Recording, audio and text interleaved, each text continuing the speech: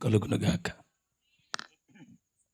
ఈ రాత్రికాల సమయాన మరొకసారి ఆయన సన్నిధిలో సమకూర్చబడడానికి కృప అనుగ్రహించినటువంటి దేవుడు మహిమపరచబడునుగాక.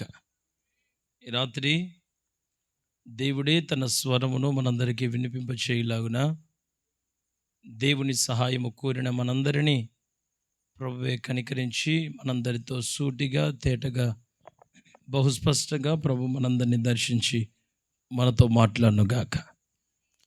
పరిశుద్ధ గ్రంథాల్లో నుంచి మత్తయి సువార్త 3వ అధ్యాయం, మత్తయి సువార్త 3వ అధ్యాయం 7వ వచనం నుంచి కొన్ని మాటలు చదువుగా మనం విందాం. అతడు పరిసయ్యులలోనూ సద్దూకయ్యులలోనూ అనేకులు బాప్తిస్మము పొందవచ్చుట చూచి, సర్ప సంతానమా, రాబోవు ఉగ్రతను తప్పించుకొనుటకు మీకు బుద్ధి చెప్పినవాడు ఎవడు? మారు మనస్సుకు తగిన ఫలములు ఫలించండి. దేవునికి స్తోత్రం చెబుదాం అందరం. అవి సాక్షాత్తు యేసు ప్రభు ఇంకా భూమి మీదకి రాని దినాలు. యేసయ్య శరీరధారిగా ఈ భూమి మీదకి రాకమునుపు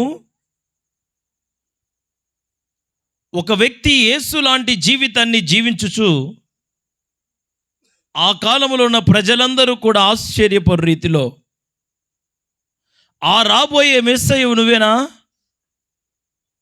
రాబోయే మనుష్య కుమారుడు ఇతనేనేమో అన్నట్లుగా తన పద్ధతులు, తన మాట, తన ఉద్దేశాలన్నింటినీ మార్చుకొని వస్త్రములో ప్రతిష్ట, తిండిలో ప్రతిష్ట, జీవితములో ప్రతిష్ట, అడుగడుగున అణువణువున జీవితం అంతటిని మాదిరికరముగా ఉంచుకొని తన జీవితాన్ని ప్రత్యేకపరుచుకొని నడిపించబడుతున్నటువంటి దినాలు బాప్తిసమిచ్చి యోహాను దినాలు. యేసు ప్రభు ఇంకా భూమి మీదకి రాక మునుపు, యేసు ప్రభు అంటే ఎవరో ఇంకా ప్రపంచానికి తెలియక మునుపు, ఆయన తన అమూల్యమైనటువంటి రక్తమును కల్వారి శిలువలో చిందించక మునుపు, ఇంకా ప్రజలకి విమోచన కలగక మునుపే ఒక వ్యక్తి తన జీవితంలో యేసు వంటి జీవితాన్ని జీవించడానికి ఇష్టపడి తన తల్లిదండ్రులు, తన బంధువులు, తన కుటుంబీకులు చేయలేని ఒక ఆధ్యాత్మికమైన భక్తిని ఆ కాలంలో జరిగిస్తా, యోహాను తల్లిదండ్రులు ఉన్నారు, ఎలిజబెతమ్మలో కూడా మీరు జకర్యాలో ఆ భక్తిని మీరు చూడలేరు. ఊరికి దూరముగా ఉండి అరణ్యములో ఉండి అరణ్యములో నుండి వినబడుతున్నటువంటి ఒక కేక, అక్కడ ఉండి ఒంటె చర్మము కప్పుకొని మిడతలను తిని కొండ తేనె తాగి అన్నిటిలో తన జీవితాన్ని ప్రత్యేకించుకొని కేవలము దేవుడు రాకమునిపే దేవుని కొరకు సిద్ధపరచబడుతున్న ఒక పాత్ర. లోకాశలు, లోకముతో సంబంధాలు లేకుండా తన యొద్దకు ఇంకా దేవుని యొక్క శిలువ త్యాగం అనుభవించకుండా యేసయ్య మాదిరి చూపించక ముందే ఒక మాదిరికరమైన బ్రతుకును బ్రతికినటువంటి ఒక అద్భుతమైన జీవి బాప్తిస్మిచ్చు యోహాను. ఆ కాలంలో ఆయనలో ఉన్న ప్రత్యేకత ఏంటంటే, ఆయన ఎక్కడ ఒక మీటింగ్కి వెళ్ళినా, ఎక్కడ వాక్యం చెప్పినా, అరణ్యంలో మీటింగ్ పెట్టేవాడు. నడి సెంటర్లో కాదు, నడి బజార్లో కాదు, ఊరి బయట కూడా కాదు, అంతకన్నా కాదు. ఎక్కడో అరణ్యములో ఒక మీటింగ్ ఏర్పాటు చేస్తే అక్కడికి ప్రజలు తండోపతండాలుగా, విస్తారమైన ప్రజలు గుంపులు గుంపులుగా వెళ్ళేవారు. ఒంటి మీద సరైన వస్త్రం ఉండదు, కానీ గుండె నిండా ఏదో తెలియని రోషం, ప్రభు కొరకు బ్రతకాలన్న ఆకాంక్ష, దేవుని చిత్తం సంపూర్ణంగా చేయాలన్న హృదయాభిలాష.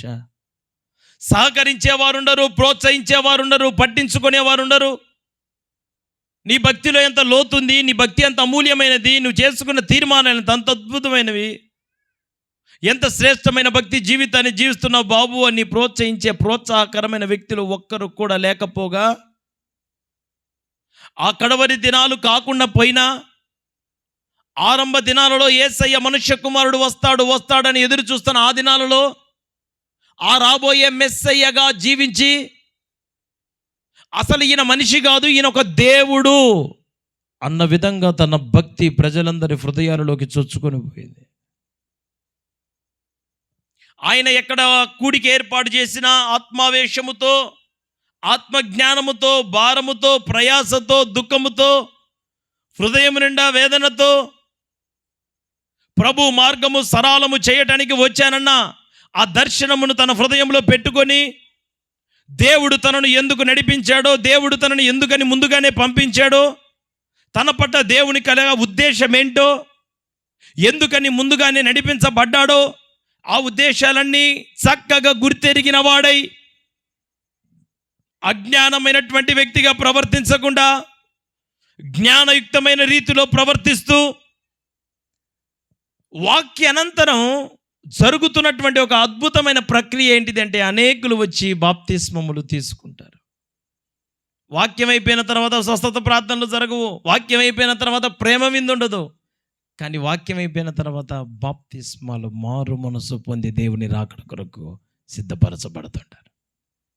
చాలా అత్యద్భుతమైన దైవజనుడు. అటువంటి దైవజనుడు ఆ కాలంలో ఉండటం ఎంత గొప్ప కార్యం అండి. స్త్రీలు కనిన వారిలో యోహాను కంటే గొప్పవారు మరొకడు లేడు అని యేసయ్య కూడా యోహాను గురించి సాక్ష్యం ఇచ్చాడు. స్త్రీలు కనిన వారిలో అంటే ఈ భూమి మీద కన్న పిల్లలందరిలో, అంటే మనుషులందరిలో యోహాను కంటే గొప్పోడు లేడు. దేనిలో గొప్ప? వస్త్రములోనా, తిండిలోనా? ఏ విధంగా చూస్తే గొప్పవాడని పిలవబడ్డాడు? ఆయన చదివిన చదువా? అస్సలు కానే కాదు. ఆయన చేసుకున్న తీర్మానాలు, ఆయన చేసిన భక్తి, ఆయన చూపిన మాదిరి, ఆయన కడుపులో ఉన్నటువంటి ఆత్మలు గురించినటువంటి భారం ఆయనను ఒక గొప్పవానిగా పరలోకములో ముద్రించింది. దేవునికి మహిమ కలుగునుగాక. రోజులు గడుస్తున్నాయి. అయ్యగారికి ఒక ముద్ర పడింది. ఎక్కడ ఉంటే అక్కడ అయ్యగారు ఖచ్చితంగా బాప్తిస్మాలు ఇస్తాడని ఆయన పేరే ఇక బాప్తిస్మ ఇచ్చి యోహాను అని పేరు పెట్టారు. ఒక దినాన ఇంతే వాక్యం చెప్తున్నాడు. ఒక ప్రాంతంలో చాలామంది గుంపులుగా వచ్చారు. ఆ గుంపులో, ఆ సమూహంలో పరిసయ్యులు, సద్దూకయ్యులని పిలువబడుతున్నటువంటి కొంత, ఆ కాలములో యేసయ్యకి వ్యతిరేకంగా, యేసయ్యని విడ్డూరంగా, వాక్యం విని దిద్దుకోవాలని, వాక్యం విని సరి చేసుకోవాలని, వాక్యం విని దేవుని రాకడ కొరకు సిద్ధపరచబడాలని, వాక్యం వింటుంటే భయము కలగాలని, వాక్యం నామకార్థంగా విని కూర్చొని పోయే వ్యక్తిగా ఉండకుండా ఖచ్చితంగా వాక్యం మా హృదయాలలోనికి చొచ్చుకొని పోయి వాక్యానుసారమైనటువంటి నడకలోనికి మేమందరం నడిపించబడాలన్న ఉద్దేశముతోని రాకుండా ఉండే కొంతమంది ఆ కాలంలో ఉన్నారు. వారు కనీసం యేసు ప్రభుని కూడా లెక్క చేయరు. ఏమైందయ్యా, ఈ వడ్లవాని కుమారుడేగా అని యేసయ్యను కూడా చాలా తేలికగా మాట్లాడుతున్నటువంటి కాలం ఆ కాలం. ఆ కాలంలో వారి పేరు పరిసయ్యులు, సద్దూకయ్యులు. ఈయన వాక్య పరిచర్య చేసిన అనంతరం ఎక్కడ వాక్య పరిచర్య అయిపోయినా, వాక్య పరిచర్య అనంతరం ఏం జరిగిద్దని చెప్పాను మీకు? బాప్తిస్మాల కార్యక్రమం. వాడుక చొప్పున బాప్తిస్మాలకు అందరు వరుసలో నిలబడ్డారు. అందరికీ బాప్తిస్మ ఇచ్చి యోహానయ్య గారు బాప్తిస్మ ఇస్తున్నాడు, పంపిస్తున్నాడు. ఒకరి తర్వాత ఒకరికి బాప్తిస్మ ఇచ్చి పంపిస్తుంటే ఈలోగా ఈ పరిసయ్యుల, సద్దూకయ్యుల వంతు వచ్చింది. దేవుడంటే గిట్టనివాడు, మందిరం అంటే పడనివాడు, ఏంది పాస్టర్ గారు ఈ సౌండ్ ఏంది, మైకులు ఏంది, మేము బతకాలా లేదా, ఉండాలా లేదా, ఏం చేయదలుచుకున్నావు నువ్వు మమ్మల్ని అని చెప్పి వ్యతిరేకంగా మాట్లాడేవాడు, సేవకునికి విరోధంగా ప్రవర్తించేవాడు. ఈ రాత్రి వాక్యం ద్వారా పట్టబడి నాకు కూడా బాప్తిసం కావాలంటే మీరందరూ ఏమంటారు? మంచిదయ్యా, మంచి తీర్మానం, మంచిగా బాగుపడదలుచుకున్నావు, పోనీలే మంచి ఆలోచన వచ్చింది నీకు అని అంటాం కదా ఎవరిమైనా. పరిసయ్యులు, సద్దూకయ్యులు అని ఆ కాలంలో యేసు ప్రభుని కూడా లెక్క చేయని వారని చెప్పాను కదా. వాళ్ళు ఆ వాక్యం వినగానే వాళ్ళకి ఏమనిపించింది అర్థం కాదు, కానీ వారు కూడా వచ్చి ఆ బాప్తిసం తీసుకొని వరుసలో నిలబడ్డారు. అసలు వాస్తవంగా వారు వాక్యంలో తప్పులు ఎతికి వాక్యాన్ని విమర్శించి వాక్యాన్ని వ్యంగ్యంగా మాట్లాడి అబ్బా ఇటనా అటనా ఆహా ఓహో అని వాక్యానికి మార్కులేసి వాక్యాన్ని రకరకాలుగా వాళ్ళకి నచ్చినట్టుగా తిప్పుకొని వాళ్ళకి నచ్చిన కామెంట్లు వేసి వాళ్ళకి నచ్చిన మార్కులు వేసిపోయేవాళ్ళు వాళ్ళు.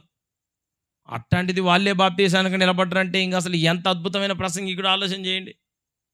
ఇక వాళ్ళందరూ వచ్చి ఆ వరుసలో నిలబడగానే మనం ఏమనుకుంటాం, అబ్బా అయ్య గారి ప్రసంగం మామూలు ప్రసంగం కాదు అమ్మా, అసలు మామూలు వాక్యం కాదమ్మా, అసలు ఏం ప్రసంగం.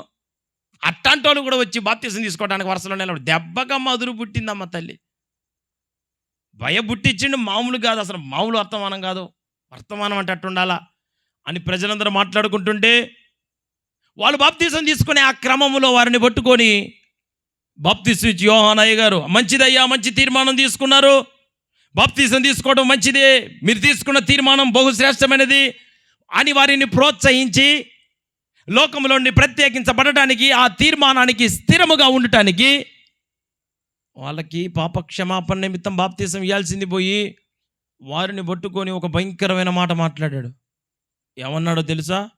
సర్ప సంతానమా, రాబోవు ఉగ్రత నుండి తప్పించుకొనుటకు మీకు బుద్ధి చెప్పిన వాడు ఎవడు? వారు అసలు బాప్తీసం తీసుకోవడానికి వస్తే ఇప్పటి నుండి పాపయుక్తంగా మేము బ్రతకం, లోకానుసారంగా నడవం, లోకాచారాలు చెయ్యం, మా జీవితాలను మా పద్ధతులను మేము మార్చుకుంటాం, దేవునికి ఇష్టమైన రీతిలో మేము నడిపించబడతాం, దేవుని కొరకు బ్రతకడం మేమే మాకు భాగ్యమని ఎంచుకున్న వారిని పట్టుకొని అంటాడు మీరు సర్ప సంతానం. ఇదేంది అయ్యగారు ఇట్లా మాట్లాడుతుండు? బాప్తీసం తీసుకోవడానికి వచ్చినోడు మంచోడు అనాలిగా. సరే ఇప్పటివరకు చెడిపోయో పడిపోయో దుర్మార్గంగా బతికో వచ్చినోడమ్మా, మరి బాప్తీసం తీసుకోవడానికి వచ్చిండంటే వాడు ఎంత మంచోడైతే ఆ తీర్మానం తీసుకోవాలా? నువ్వే కనుక బాప్తీసం తీసుకోవడానికి వస్తే ఆ వరుసలో నువ్వు నిలబడితే నిన్ను పట్టుకొని నువ్వు సర్ప సంతానం అని నేను నిన్నంటే నువ్వేమంటావు నా గురించి? అసలు ఆ సాతానగాడు కాదమ్మా నేను రక్షించబడకుండా ఉండటానికి కారణం. ఆ సాతానగాడు యేసు ఆ పాస్టర్ గారిలోనే దూరిండు. మా పాస్టర్ పెద్ద సైతానమ్మా. బాప్తీసం మన ఇన్ని సంవత్సరాల నుంచి ఎంటపడుతుంటే మా పాస్టర్ గారు నన్ను పట్టుకొని సర్పసంతానం ఆయన కళ్ళకట్ట గానుతున్నాం మేము. అంతే ఉంటుందిలే అమ్మా, పాస్టర్ గారికి అంతే ఉంటుంది. మేము తీసుకున్న తీర్మానం ఆయనకి ఏం అర్థమైద్దమ్మా? పాస్టర్ గారికి ఏందమ్మా అట్లా నోటికి ఏ మాట పడితే ఆ మాట మాట్లాడచ్చమ్మా? మనమంటే ఏది పడితే అది మాట్లాడితే ఒక ఇలా ఉంటుంది, అందం సందం ఉంటుంది. అయ్యగారికి ఎవరు తవరం ఉండద్దు, మనిషి పెరిగింది కానీ బుర్ర పెరగలేదు, గుజ్జు లేదు, పాలు లేదని ఎన్ని మాట్లాడుతున్నాను. నన్ను వాయిని మెచ్చుకోవాల్సింది పోయి వాళ్ళందరినీ గణపరచాల్సింది పోయి పోనీలే పర్వాలేదు అనాల్సింది పోయి వారిని పట్టుకొని అంటున్న మాట ఏంటిది? సర్ప సంతానం. ఎందుకు ఆ మాట అన్నాడు? వచ్చింది బాప్తీసం తీసుకోవడానికి, నిలవబడింది బాప్తీసం తీసుకునే వరుసలోనే, విన్నది వాక్యమే, ఉన్నది దేవుని బిడ్డలతోనే. కానీ వారిని బాప్తీసం ఇచ్చి యోహాను పోలిస్తున్నటువంటి ఒక జంతువు పేరు సర్పము. మీకు ఒక చిన్న విషయం ఇక్కడ గుర్తు చేయాలని కోరుకుంటున్నాను. పల్లెటూరే కనుక మీ అందరికీ గేదెలు ఉంటాయని నేను అనుకుంటున్నాను. గేదెలు, బరిగొడ్లు, ఇంకేమంటారు మీకు తెలుసుగా. వాటికి మనం అన్నం తిన్న తర్వాత చేతులు కడుక్కుంటాం, ఎంగిలి నీళ్ళు. ఆ ఎంగిలి నీళ్ళని కుడితి అంటాం. ఆ కుడితి నీళ్ళను ఒక కుడితి తొట్టిలో పోతే కుడితి నీళ్లు తాగినటువంటి గేదెలో పాలు తయారవుతాయి. పాలు తాగిన పాములో విషం తయారవుతుంది. కుడితి నీళ్ళు తాగిన గేదెలో తయారైంది ఏంటిది? పాలు అనండి. పాలు తాగిన పాములో.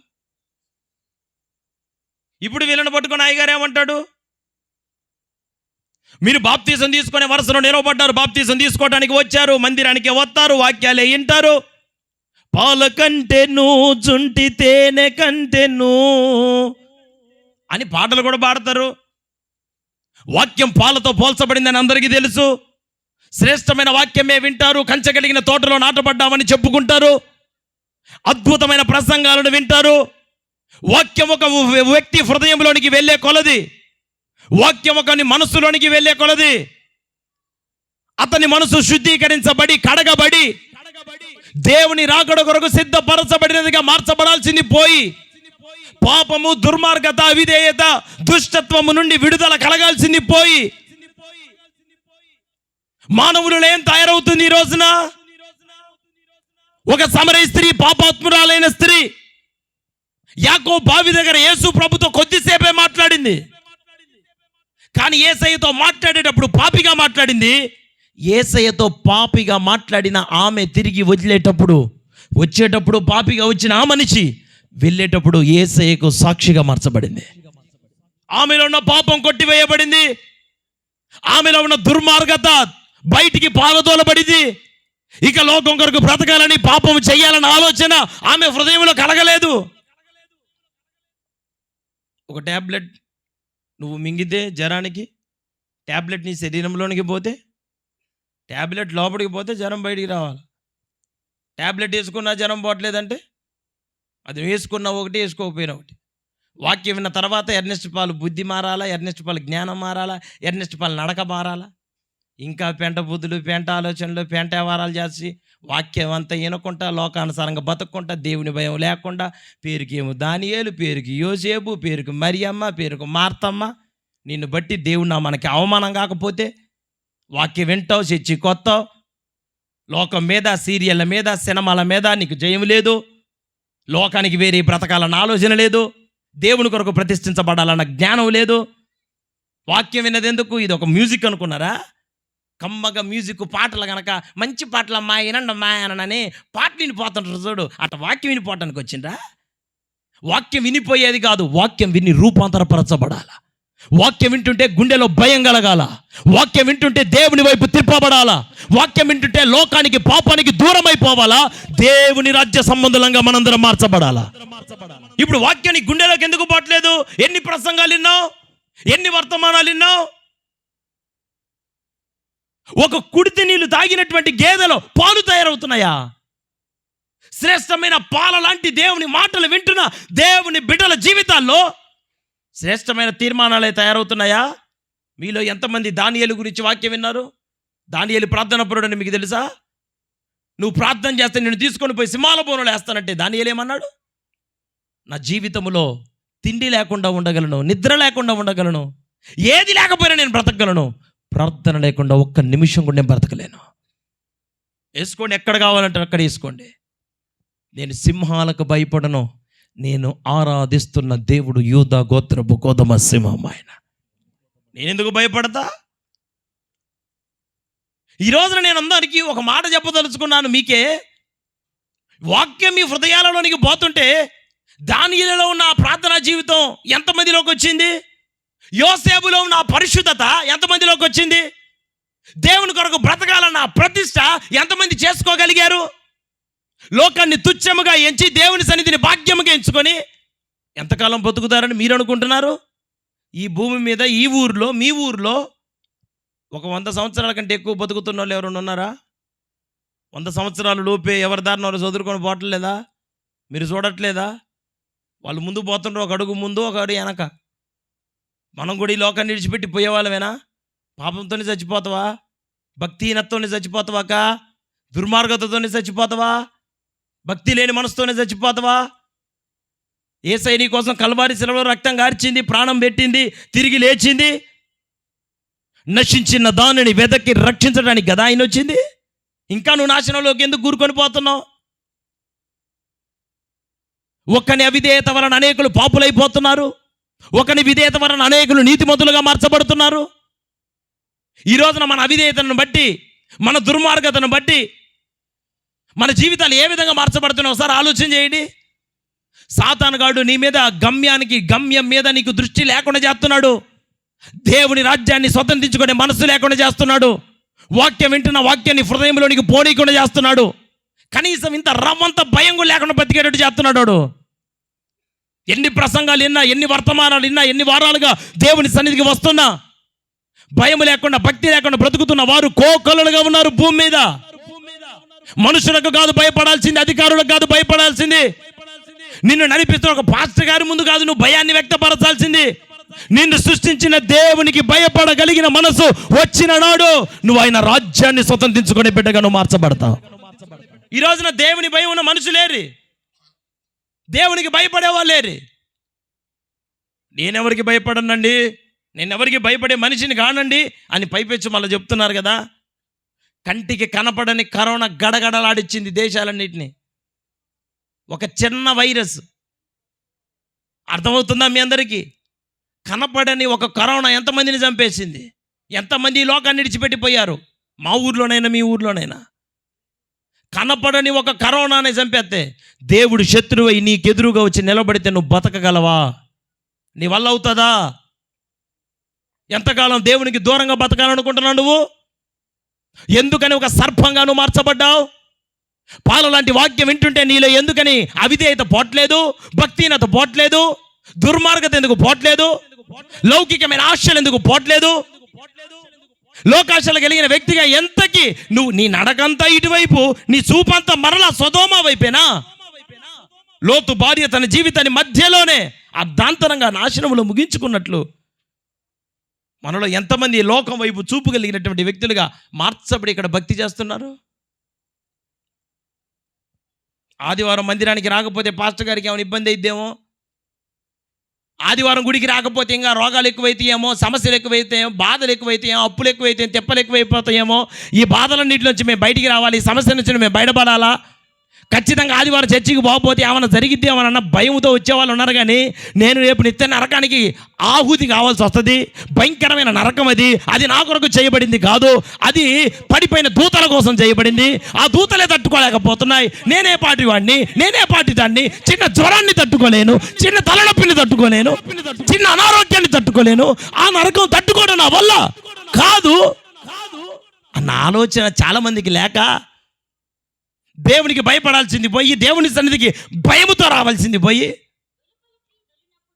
బడికి ఆసక్తితో పోకుండా ఉండేవాడు ఎట్ట పోతుంటాడో. పోవాలా బడికి?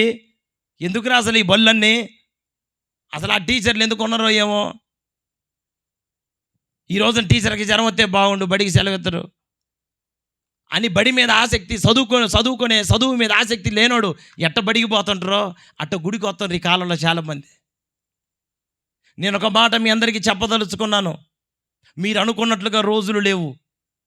దేవుడు మానవునికి చాలా సమయం ఇస్తున్నాడు. ఏదేను తోటలో నుంచి కూడా దేవుడు అదే పని చేస్తున్నాడు. దేవుడు వద్దన్న పండు ఒక్కటే తినద్దన్నాడు, చాలా అన్నిటినీ తినమన్నాడు. తినాల్సినవి ఎన్నో ఉన్నా సాతానుగాడు దేని మీదకి మనసు తీసుకొని పోయాడు? ఏదైతే దేవుడు వద్దన్నాడో దాని మీదకే మనసు తీసుకొని పోలే. దేవుడు వద్దన్న పన్ను తినేటట్టు చేయలేదా? వాడు తినేటప్పుడు వచ్చాడా యేసయ్య? చల్లపూటనే వచ్చాడా ఏదేను తోటలోనికి? 3:8 మీరు ఇంటికి పోయిన తర్వాత చదువుకోండి. ఆదికాండంలో చల్లపూటన యేసయ్య మరలా ఏదేను తోటకు వచ్చాడని రాయబడింది. తినేటప్పుడు వెంటనే వాళ్ళు తింటున్న సంగతి యేసయ్యకి తెలియదా? వెంటనే రావాలంటే రాలేడండి. ఆయన ఎందుకు ఆగాడు? ఆయన వచ్చే సమయానికి ఎందుకు వచ్చాడు? మీ పిల్లలు తప్పు చేస్తుంటే వాళ్ళు మొత్తం నష్టం చేసిన తర్వాత, తప్పులన్నీ జరిగిన తర్వాత, ఇంట్లో ఉన్నదంతా మొత్తం కొల్లం మొత్తం ఎట్ట పడితే అట్ట పారబోసిన తర్వాత అప్పుడు వస్తారా మీరు? ఎవరైనా మీరు ఇంత విషయం మీకు మీ పిల్లల గురించి, అమ్మ మీ పిల్లగాడు ఆ పిండి అంత బారపోతుంది, అది అంత బారపోతుంది, ఇది అట్ట చేస్తున్నాడు అని అనగానే వెంటనే పరుగున ఊరుకుంటూ పోయి వాడిని ఎరగతిట్లు తిట్టి, ఏంద్రను మనిషివా, దున్నపోతావు, పశువా అని ఈపు మీద ఒకటి వేసి, వాడు చేసిన చిన్న తప్పుకే మనం ఈ పనులన్నీ చేస్తున్నావే, ఏదేని తోటలో దేవుడు వద్దన్న పండు తింటుంటే దేవుడు చూడలేదా? దేవునికి తెలియలేదా? వెంటనే వచ్చాడా? దేవుడు ఎందుకు ఆగాడు? దేవుడు మనిషికి సమయం ఇచ్చాడు. తప్పు చేస్తున్నావు, దేవుడు వద్దన్న మార్గంలో నడుస్తున్నావు, దేవుడు ఇచ్చిన ఆజ్ఞాన్ని అనుసరించక నీ పుర్రెలో నీ సొంత ఆలోచన, నీ సొంత జ్ఞానాలు, నీ సొంత ఉద్దేశాలు నువ్వు పెట్టుకొని, నీ నీతి దేవుని రాజ్యానికి నిన్ను తీసుకొని పోలేదు, నీ యథార్థత దేవుని రాజ్యానికి దేవుని నిన్ను తీసుకొని పోలేదు. నీ భక్తి కాదు, కేవలం ఆయన సహనం, ఆయన కృప, ఆయన యథార్థత, ఆయన కనికరం ఆయన రాజ్యానికి మనందరినీ పాత్రులుగా మార్చబోతుంది. దేవునికి స్తోత్రం చెప్పండి. అందరూ బిగ్గరగా చెబుదాం. నా ప్రియమైన దేవుని పిల్లలారా, ఈ పూట నేను మీ అందరికీ చెప్పగలిగిన మాట, మీతో మాట్లాడుతున్నటువంటి ఈ మాటలు మీ హృదయంలోనికి తీసుకోవాలని ఒక దైవజనుడిగా కోరుకుంటున్నాను. వాక్యం నీ హృదయాలలోనికి పోతుంటే, వాక్యం నీ గుండెలోనికి వెళ్తుంటే, వాక్యం వింటున్న నీకు వాక్యానుసారంగా బ్రతకాలన్న ఆలోచన ఎందుకు కలగట్లేదు? పాపం మీద జయం నీకు ఎప్పుడు వస్తుంది? లోక ఆశల మీద నీకు జయం ఎప్పుడు కలుగుతుంది? ఎన్నో ప్రసంగాలు, ఎన్నో ఆదివారాలు నువ్వు దేవుని సన్నిధికి వచ్చావు. ఎందుకని వాక్యానుసారంగా నడవాలన్న నడక నీళ్ళు ఎందుకు కనపడట్లేదు? శ్రేష్టమైనది కాదు ఆ వాక్యం. ఈ వాక్యం విని దయ్యాలు భయపడ్డాయి. ఈ వాక్యానికి లోబడి అనేకుల జీవితాలు కట్టబడ్డాయి. ఎంతోమంది మారిపోతున్నారు, ఎంతోమంది అప్పగించుకుంటున్నారు, ఎంతోమంది జీవితాలు ధన్యకరమైన జీవితాలుగా మార్చబడుతుంటే ఈ రోజున నామకార్థంగా ఏదో భక్తి చేయాలన్న ఆలోచనతోని బైబిల్ పట్టుకొని వచ్చి కూర్చొని ఏదో ఒక పాట పాడిపోయి పాట పాడటమే గొప్ప అనుకుంటున్నారు కొంతమంది, వచ్చి కూర్చోవటమే గొప్ప అనుకుంటున్నారు కొంతమంది, అసలు దేవుని పిల్లడం అని అనిపించుకోవటమే గొప్ప అనుకుంటున్నారు కొంతమంది. నేను ఒక మాట చెబుతున్నా, మీరు అందరేనండి. నువ్వు లేకపోతే, నేను లేకపోతే, నువ్వు నోరు మూసుకుంటే, నేను నోరు మూసుకుంటే రాళ్లతోనూ కూడా దేవుని నామం ఘనపరచబడిద్దని బైబిల్లో రాయబడి ఉంది. నీ ద్వారా నా ద్వారా ఏదో జరుగుతుందని కాదు, నువ్వు ఆ నరకంలో పడకూడదని, నువ్వు అగ్నికి ఆహుతి కాకూడదని, ఆ దుర్మార్గమైన జీవితం నుంచి బయటపడాలని నీకు ఎన్నో మారులు అవకాశం ఇస్తుంటే భయం లేకుండా ఇంకా దుర్మార్గములో అవకాశాన్ని అలుసు చేసుకొని అవకాశాన్ని నిర్లక్ష్యం చేసి, నేను ఆదివారం చర్చికి రాకపోతే నాకేమైంది, నేను బాప్తీసం తీసుకోలేదు, ఏమైంది నాకు, బాప్తీసం తీసుకొని కూడా నేను విచ్చలవిడితనంగా బతుకుతున్నా, నాకేమవుతుంది? ఈ ఆలోచనతో బతుకుతున్న వాళ్ళు మీకంటే కనపడలేదా? మీకు కనిపించట్లేదండి?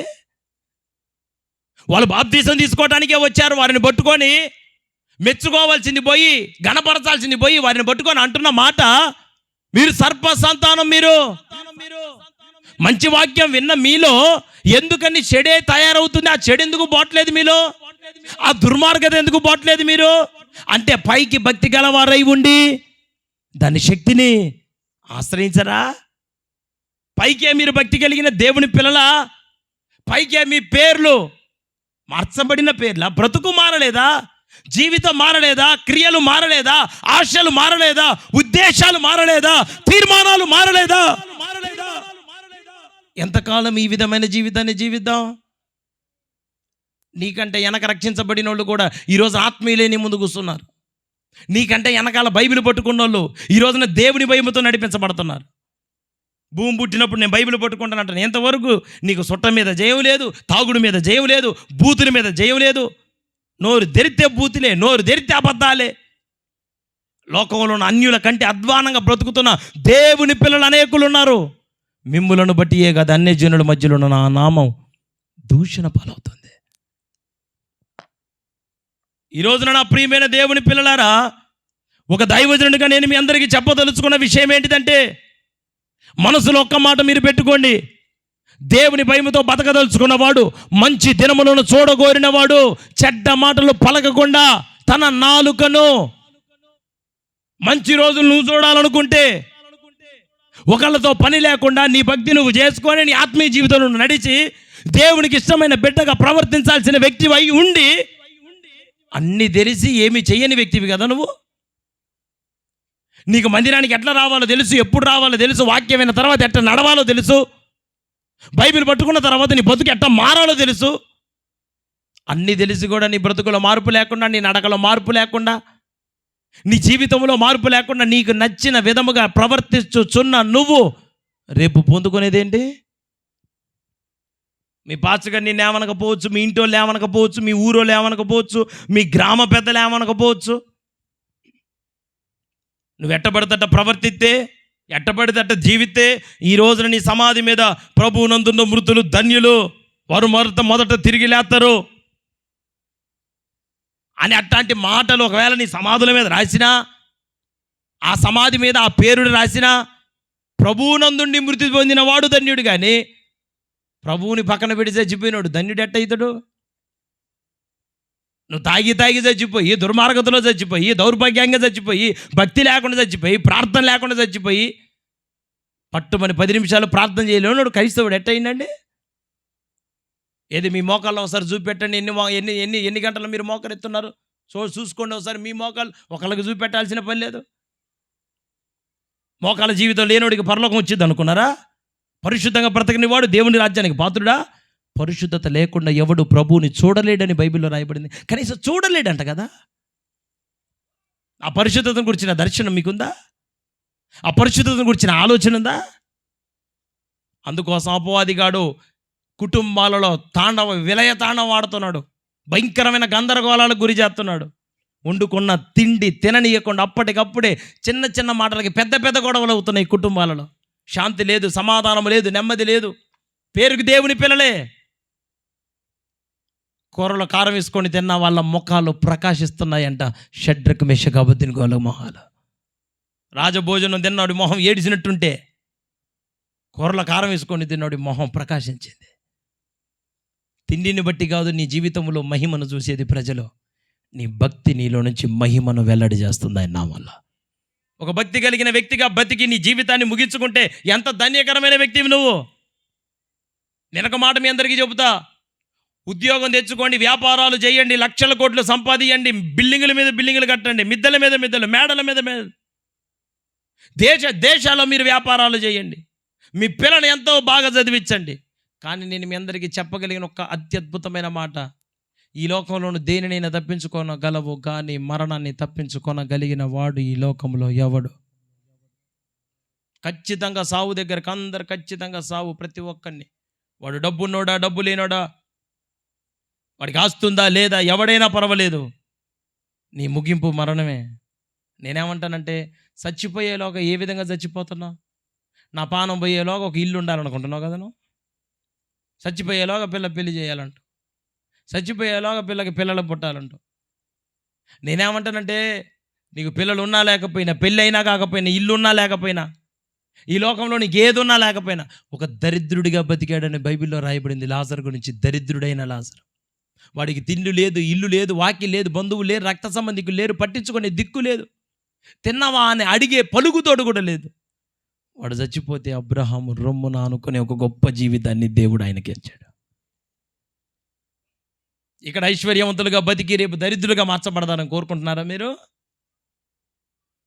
ఈ రోజున ఒక మాట, నేను వాక్యానుసారంగా ఎందుకు బతకట్లేదు, ఇంత వాక్యం విని ఏందమ్మా ఎప్పుడు వస్తున్నావు మందిరానికి, ఏం చేస్తున్నావు నువ్వు ఇట్టా, దేవుని భయం ఉందా నీకు అసలు, ఎందుకిట్ట ప్రవర్తిస్తున్నావు?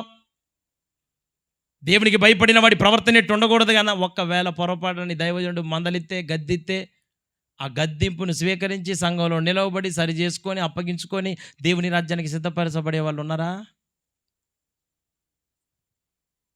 ఈయనొక మాట అని అనకముందు ఇంకో చర్చీలు అంటే ఇంకో చర్చి.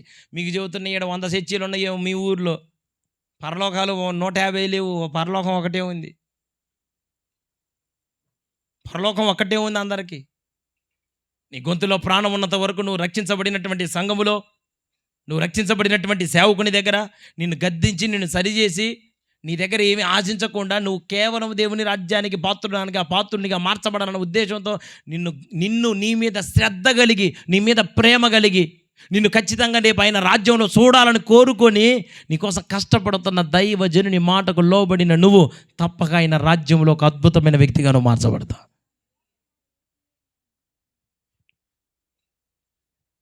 ఈ లోకంలో ఉద్యోగం రావడానికే చాలా దూరం పరిగెత్తాలంట, ఏమేమో ఎగరాలంట, దూకాలంట, పరీక్షలు రాయాలంట.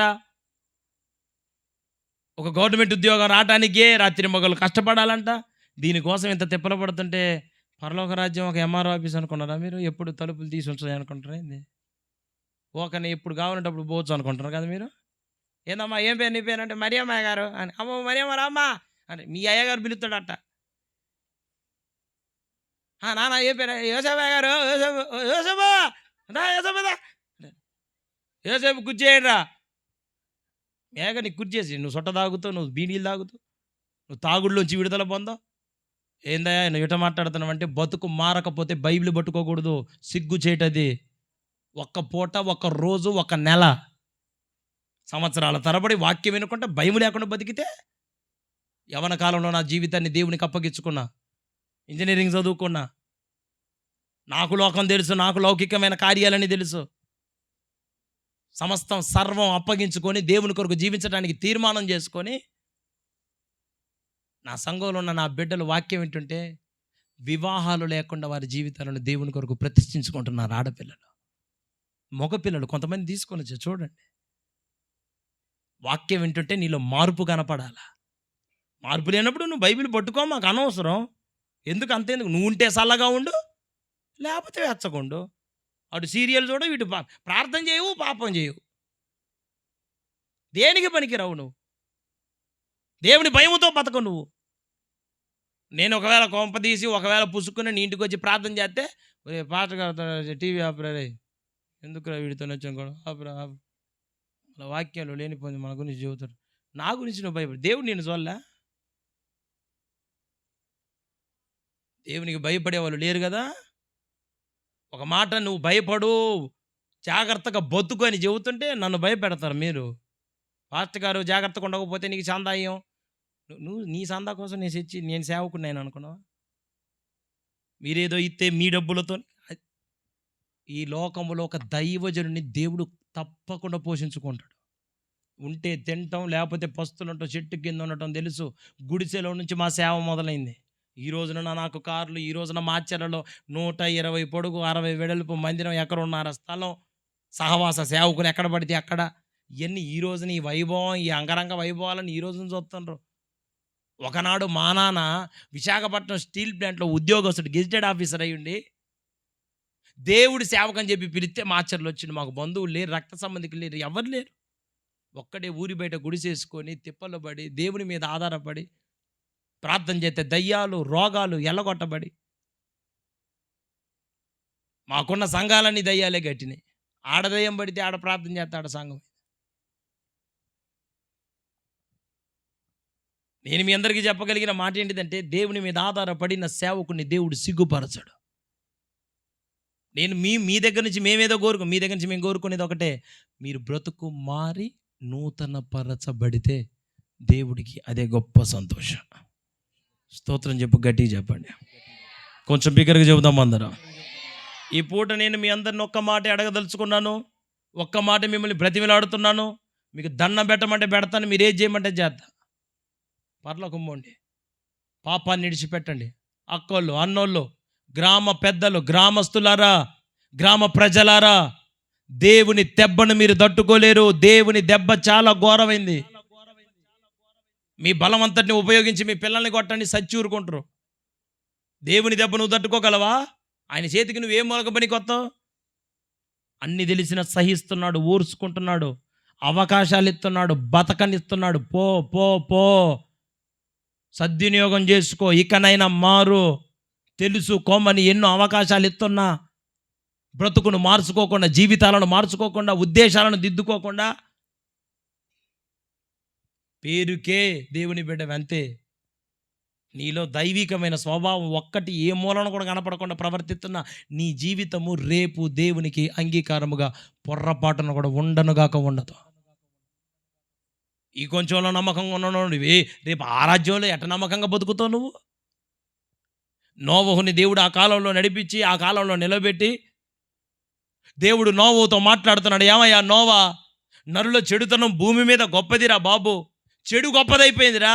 ప్రతి ఒక్కడిలో చెడే, ప్రతి ఒక్కడిలో దుర్మార్గం. ఒక్కడు కూడా భయపడట్లేదు. అరే పోయి చెప్పు పోరా, నా ఉగ్రత నా కోపం వాళ్ళ మీదకి రాక మునిపే అని అప్పుడు కూడా అవకాశం ఇస్తున్నాడు దేవుడు.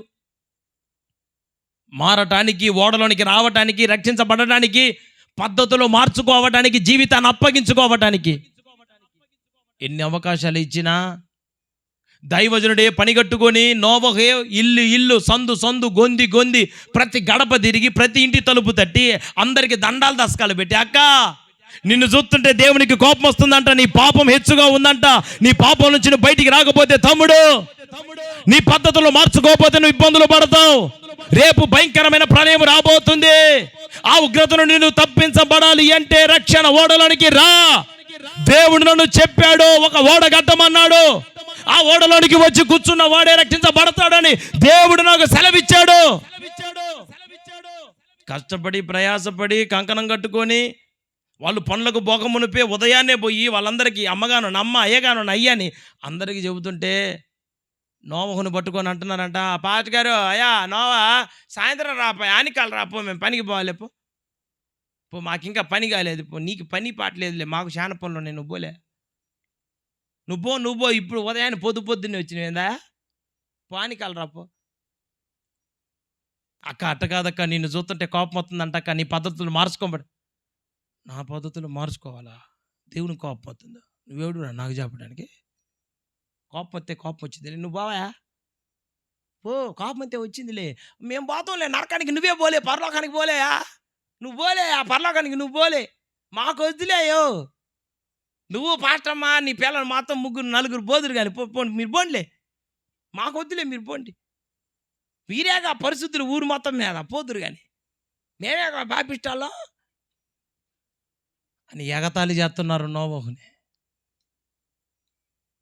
దేవుడి మాట పట్టుకొని దేవుని చిత్తం చేయటానికి నోవహు పాస్టర్ గారు కాదు, అప్పటి వరకు సువార్త చెప్పినోడు కాదు, తన బతుకు తాను బతికినోడు, తన జీవితాన్ని తాను జీవించినోడు.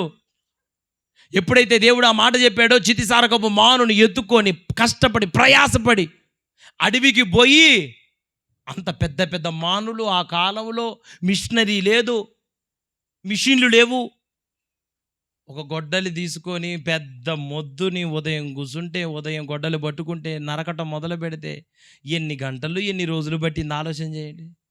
చేతులు ఎట్ట కాయలు కాసినాయి, ఎంత తిప్పలు పడ్డాడు. కష్టపడి ప్రయాసపడి నోవహు ఓడగడుతుంటే ఒక్కడికి కూడా భయం కలగలేదు కదా.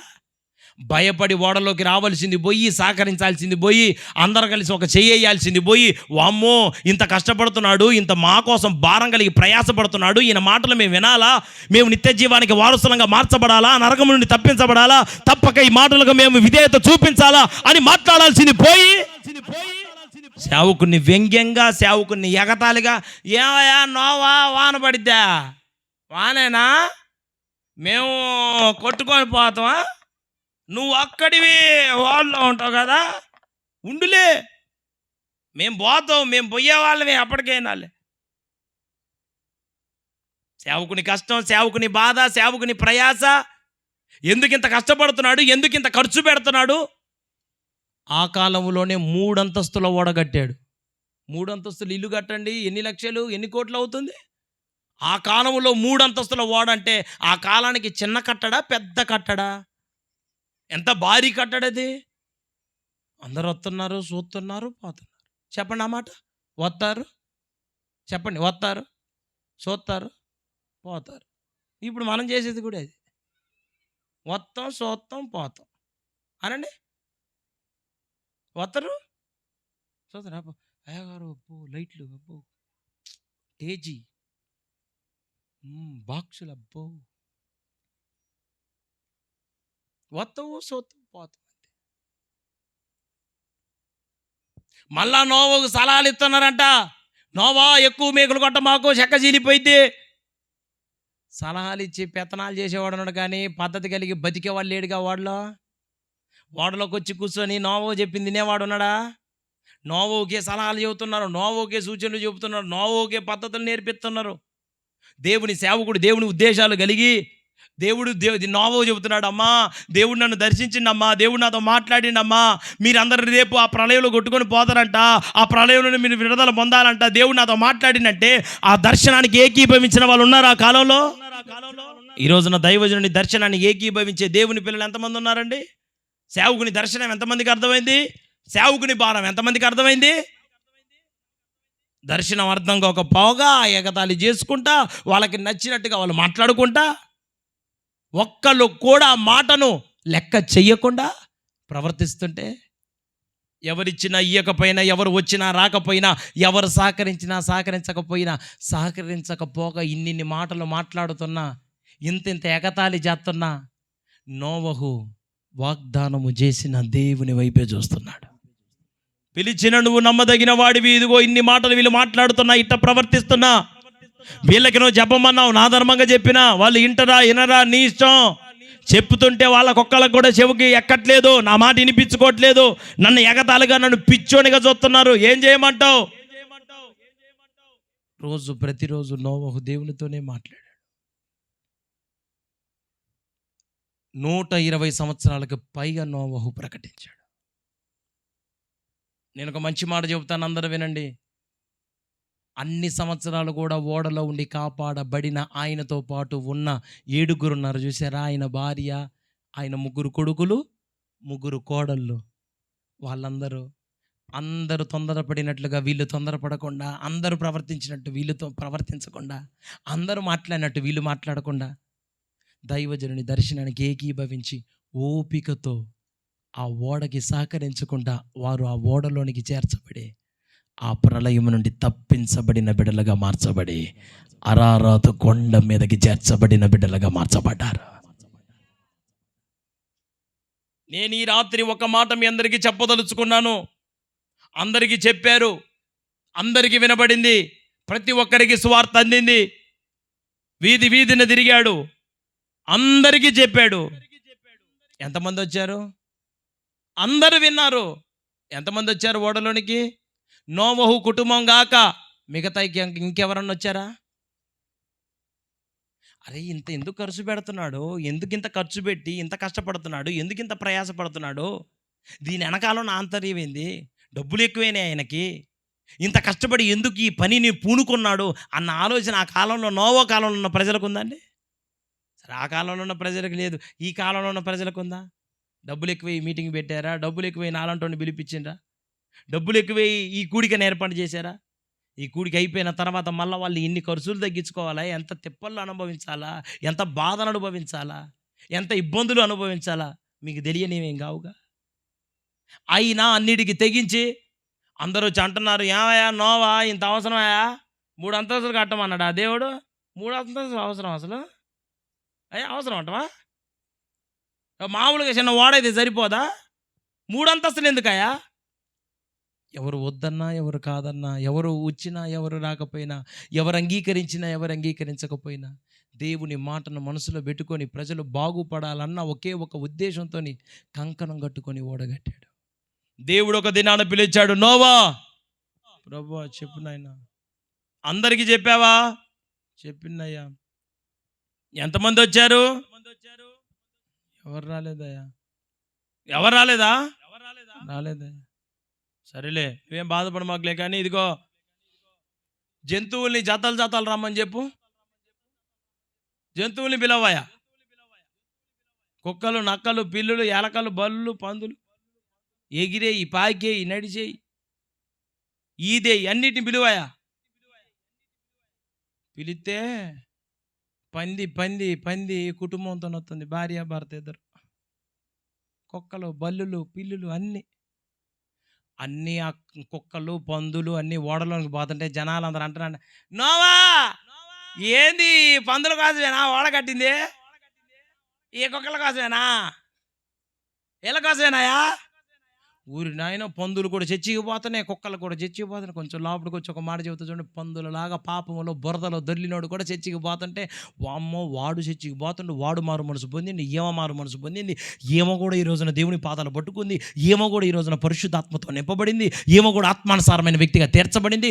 వామ్మో వాళ్ళ భక్తి అట్టుంటే నేను ఇంకెంత భక్తి కలిగి దేవుని కోసం బతకాలా, ఎంత వైరాగ్యం కలిగి నేను దేవుని కొరకు జీవించాలా అన్న భయముతో నడవాల్సింది పోయి ఎగతాళే చేస్తున్నారంట. కానీ అర్థం చేసుకునే వాళ్ళు ఆ కాలంలో ఒక్కళ్ళు కూడా. ప్రియ దేవుని పిల్లలారా, దేవుడిచ్చిన సమయం అయిపోయింది. దేవుడు చెప్పినట్టుగానే దేవుడు అన్నాడు, బాబు జంతువులన్నీ వచ్చినాయా? అన్నీ వచ్చినాయా? నువ్వు లోపలికి పో, నీ కుటుంబీకులు వెళ్తారా? వచ్చేసిండయ్యా. బైబిల్లో రాయబడిన మాట, దేవుడు ఆ ఓడ తలుపులో మూసాను.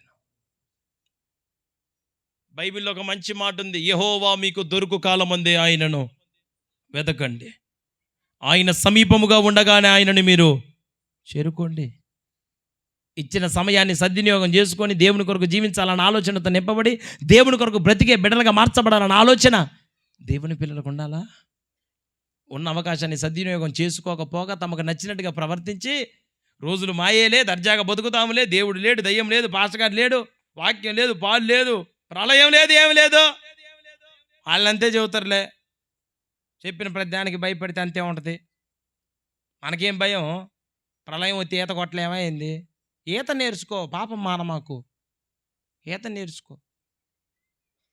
ఆ ప్రళయం వచ్చి ఈత కొట్టచ్చులే. మాట్లాడుకున్నారు నచ్చినట్టుగా, దేవుని ఉద్దేశం, దైవజనుడి సంకల్పం అర్థం కాలేదు ఒక్కళ్ళకు కూడా. వర్షం మొదలైంది, ఒక్కొక్క చుక్క వర్షం, ఒక్కొక్క చుక్క వాన మొదలైతే భర్తని భార్యని పిలుచుకొని పిల్లల్ని పిలుచుకొని డ్యాన్సులు వేస్తున్నారంట వానలో. సరదాలు, సంతోషాలు, ఎంజాయ్మెంటు, ఎంటర్టైన్మెంటు, ఎగురుకుంటా, నాట్యం ఆడుకుంటా, నోవకెళ్ళి చేయి చూపించుకుంటా అంటున్నారంట, ఓరి పిచ్చోడా, తెక్కలోడా, దాదామా, పనికి మాలోడా, తెలివి తక్కువవాడా, ఆనందాలంటే తెలియనోడా, నీతో పాటు ఆ పాస్టమ్ గారిని పిల్లల్ని కూడా చంపుతున్నావు, ప్రార్థన ప్రార్థన, భక్తి భక్తి అంటావు, దేవుని భయం అంటావు, అసలు ఆనందాలంటే ఏమి లేదు, వారం అంతా చర్చిలోనే ఉంటారు నాయన, ఊకే ప్రార్థనలు అంటారు బాబరే. ఏముందిరా ఓడల ఆనందం, ఓడ బయట ఆనందం, మమ్మల్ని చూడు, మా పిల్లల్ని చూడురా, ఆనందాలంటే మాయి, సంతోషం అంటే మాది. నోవహు కుటుంబానికి వెళ్ళి చేతులు చూపించి ఎగురుతుండ్రు ఒక్కొక్కళ్ళు. అన్ని వింటున్న నోవహు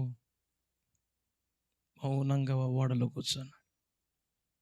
ఆ ప్రళయం కొంచెం కొంచెంగా పెరిగింది. మొదట గిలకలోతు, తర్వాత మోకాళ్ళలోతు, తర్వాత మొలలోతు, ఈసారి పీకల్లోతు. పీకల దాకా నీళ్ళు వచ్చినాయి. భార్య భర్త ఇద్దరు కలిసి డాన్స్ చేస్తుండ్రు. భార్య అడుగుతుంది, ఏంది మావయ్య నీళ్ళు పీకల దాకా వచ్చినాయి, ఇప్పుడు ఏం చేద్దాం?